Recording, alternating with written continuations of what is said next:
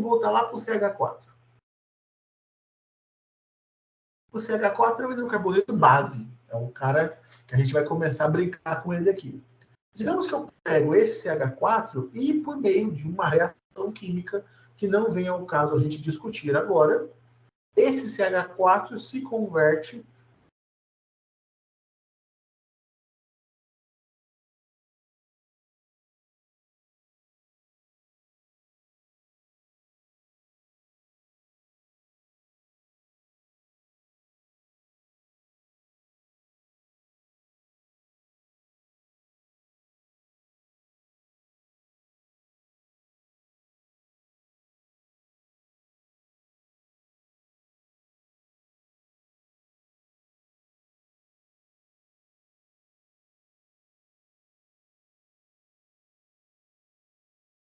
apagou. CH3, certo. Então, voltando, o CH4 e hidrocarboneto. Maravilha. O CH3 não é hidrocarboneto mais. Ele é cadeia carbônica. Então, são coisas diferentes. Não tem como eu classificar aquele CH3 como hidrocarboneto mais. Ele é só uma cadeia de carbonos que a gente vai usar para poder estudar o cara novo que surgiu ali, que é o Cl. Então, essa diferença tem que estar bem clara sempre. E o Cl? Como é que a gente olha para o Cl? O cloro, ele pertence à família dos halogênios. Os halogênios, os principais são flúor, cloro, bromo e iodo. São os que mais vão aparecer para a gente. O que a gente tem, então? O que vai aparecer de verdade mesmo é cloro e bromo. O flúor aparece, mas nem tanto, e o iodo menos ainda. Agora, cloro e bromo vai aparecer direto. Esses caras vão surgir para a gente. Como o nome dessa família de átomos, a família chama-se halogênio, então, todo e qualquer cadeia carbônica que na ponta ou em algum lugar esteja o cloro ou o bromo, que são os principais, essa função orgânica nova que surgiu aqui, a gente vai chamar de haleto. Então, um haleto é toda vez que eu tenho cloro ou bromo, principalmente, mas não podemos esquecer que o flúor e o iodo pode ser que resolvam aparecer, toda vez que eu tenho cloro e bromo ligado a uma cadeia carbônica. Então, isso é um haleto. E aqui vai surgir alguns nomezinhos novos, mas que também não é nada de outro mundo, para a gente conversar. Ó, meu filho, sobe. Vamos lá. Então, vou ver se vai olhar. Então tá. Alguns nomezinhos novos. Então tá.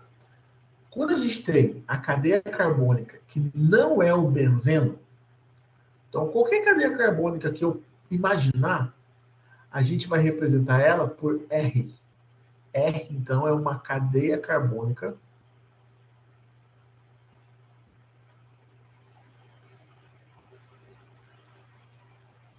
genérica. Uma cadeia carbônica qualquer, a gente chama de R. Esse R, ele também pode aparecer com o nome de alquil ou alquila. Por que desse nome? Eu confesso que eu nunca fui pesquisar para descobrir o porquê que deram esse bendito nome, mas é um nome bem comum dentro da química orgânica. Então, aquele haleto, se eu tivesse escrito da seguinte forma, RCl, ele é um haleto, porque o cloro é um dos caras ali que a gente separou, e esse R, a gente diria que isso aqui, o nome que vai aparecer com uma certa frequência, a gente diria que, genericamente falando, ele é um haleto de alquila. É um nome genérico. Quer dizer, eu não estou dizendo especificamente quem que é, mas todo mundo que tem essa estrutura pode ser chamado apenas de aleto ou aleto de alquila. Pode aparecer, né? É bem comum. Mas, e se isso daqui fosse algum composto aromático? Algum benzeno? Alguém parente do benzeno? Aí mudaria. Ficaria ArCl. E aí isso aqui a gente dá o nome de aleto de arila. Então são nomes que aparecem bastante, por isso que eu estou comentando. Isso vai funcionar para todas as funções orgânicas. Um álcool alquílico, você já sabe que é alguém que a cadeia carbônica não é benzeno. Um álcool arílico é alguém que a cadeia carbônica tem que ter benzeno na história. Um ácido carboxílico alquílico é alguém que a cadeia carbônica não tem benzeno. Um ácido carboxílico arílico é alguém que a cadeia carbônica tem benzeno. É sempre assim que funciona essa questão de nomenclatura. Então é interessante ter contato com esses nomes para depois não gerar confusão. Então, os aletos, como regra geral, são bem simples. É cloro ou bromo ligado a alguma cadeia carbônica. Não tem muito mistério aqui, não. Ele é bem simples de a gente descobrir quando olha um. Então, tem uma cadeia gigantesca, mas apareceu um cloro ali. Naquele ponto, a gente diz que nós temos um composto que é um aleto. Por exemplo, um caso interessante é o caso da fluoxetina. A fluoxetina é um medicamento usado principalmente para ansiedade e para alguns casos de depressão leve. E a fluoxetina ela é toda cheia de flúor. E esses montes de flúor caracterizam a fluoxetina, dentre as diversas outras funções orgânicas que vão estar presentes nela, como um aleto. No caso, um fluoreto de alguma coisa. Então, os aletos são esses, são bem fáceis de a gente identificar. E o aleto ele possui uma característica, para a gente finalizar, que é o seguinte: pelo fato de ele ter uma cadeia carbônica, então vamos pegar um cidadão aqui, ó, por exemplo, CH3, CH2, Cl, por exemplo, esse. A cadeia carbônica, lembrando que agora não é mais hidrocarboneto, está ligado a um átomo que a gente colocou lá atrás, que é um halogênio, que ele apresenta como característica marcante apresentar uma alta eletronegatividade. O que é ser eletronegativo? Eletronegativo acontece quando eu pego um átomo, ligo a outro átomo, e o primeiro que se ligou ao segundo, ele influencia demais o segundo. Então, pensa assim, ó. Esse cara, o cloro, ele por ter uma alta eletronegatividade, ele está pegando todos os elétrons dos carbonos e dos hidrogênios que estão ligados a ele e está puxando todos esses elétrons na direção dele. Consequentemente, esses caras praticamente não estão sentindo a presença dos seus elétrons. Então, o que vai acontecer? O lado onde o cloro tá vai ficar mega negativo. Vai ficar negativaço, porque tem muita carga negativa. Lembrando que elétrons são cargas negativas. Muitas cargas negativas acumuladas. Em contrapartida, o resto da cadeia carbônica vai tender a ficar positiva. Então, perceba, a gente gerou aqui um caso semelhante ao anterior, que é um dipolo.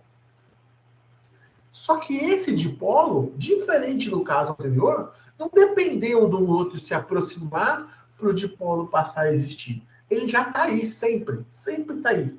Então, essa substância, por apresentar um lado positivo e um lado negativo, ela é polar. Como regra geral, devido a ser polar, eles são muito solúveis na água. Tendem a ser solúveis na água. Mas tem um caso em especial que é legal a gente comentar, que é o caso do DDT. O DDT. O DDT foi um agrotóxico muito usado no passado. Hoje em dia, se eu não me engano, ele é proibido o uso. Eu não tenho certeza, mas é quase isso. E esse agrotóxico, ele tinha por característica o seguinte: ele tinha ciclos, vários ciclos conectados, eles não são benzenos, são apenas ciclos, e esses ciclos estavam lotados de cloro. Lotados de cloro. Uma coisa mais ou menos nessa linha de raciocínio. Esse monte de cloro ao redor desses ciclos, aqui eu desenhei um ciclo genérico, mas tem como ir atrás da molécula certinha. Esse monte de cloro, quando eu cerco a minha molécula de algum halogênio, ele inverte um pouco a situação. Ele faz a molécula deixar de ser polar e ela fica mega apolar. Mas é para essa característica em especial aqui. Então, o que acontecia? O agricultor ou a pessoa que trabalhava na lavoura, quando ia aplicar o DDT, esse cara, por ser mega apolar, ele se acumulava na gordura. Na gordura do cara que está trabalhando. Que não importava se ele era gordo ou magro. Todos nós temos uma certa quantidade de gordura no corpo.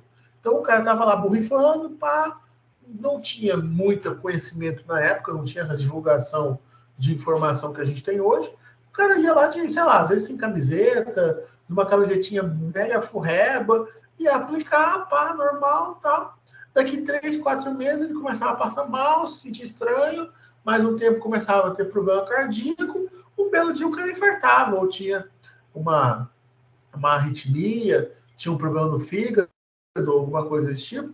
Por quê? Porque esse DDT ele é extremamente apolar, se acumulava na gordura do corpo da pessoa, ia sendo liberado aos poucos, num tempo bem depois do uso do agrotóxico, e ele é extremamente hepatotóxico, ele ataca o fígado, que é uma beleza. Então a pessoa morria sem entender o porquê que estava acontecendo com ela. Até que estudos foram feitos e passaram a entender que essa característica que era interessante para combater as pestes na lavoura era extremamente destrutiva para o corpo humano. E é por isso, em função do nome do DDT, que aí é uma sigla para, eu não lembro o nome completo agora, mas por isso que existe o termo dedetização, surge daqui, desse negócio que foi muito comercializado e é extremamente perigoso para a saúde humana. Mas que na época ninguém tinha essa noção. Os caras saíam usando de qualquer jeito e um abraço, é isso aí.